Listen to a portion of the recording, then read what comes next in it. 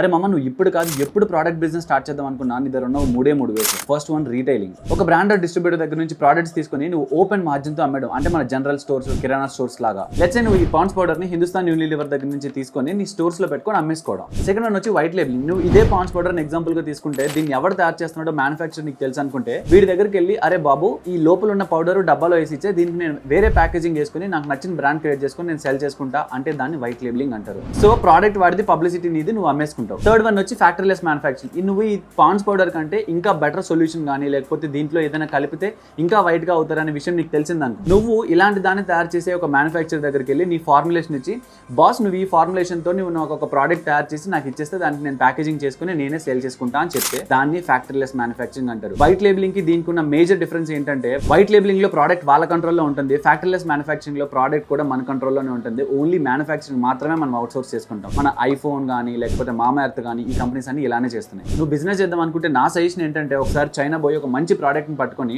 Bulk లో ఇండియాకి import చేసుకుని ఇక్కడ ఒక మంచి బ్రాండ్ క్రియేట్ చేసుకుని దాన్ని సెల్ చేస్తే క్రేజీ పైసలు సంపాదించవచ్చు. అలాగే ఈ వీడియోని మీరు ఎవరితో కలిసి అయితే బిజినెస్ స్టార్ట్ చేద్దాం అనుకుంటున్నారో వాళ్ళకి షేర్ చేసి ఇలాంటి ఇన్ఫర్మేటివ్ కాంటెంట్ కోసం మన పేజ్ ని ఫాలో చేయండి. ఎందుకంటే పుస్తకాల్లో లేని, కాలేజ్లో నీతో ఎవరు చెప్పని విషయాలు మనం ఇక్కడ చాలా మాట్లాడుతున్నాం. See you tomorrow.